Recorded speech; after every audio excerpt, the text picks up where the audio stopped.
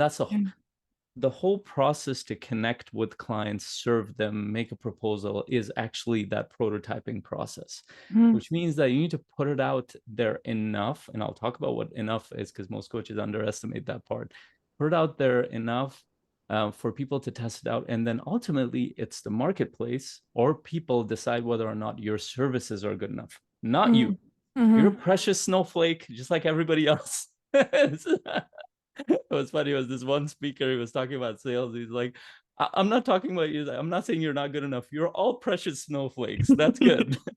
And we all are. Like you're nobody can determine your value, and you can't even determine your own value, and you're priceless. Forget about that part. You're an integral part of this, at least in my belief system, in this whole experience we're in.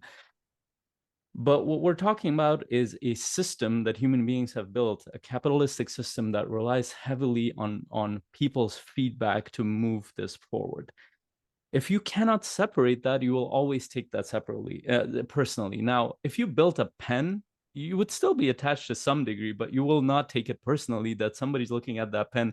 Well, it doesn't write as well. But if somebody gives you the feedback that, it didn't support me as well, or they didn't respond to you, it feels more personal, feels very personal. And I know how that feels like.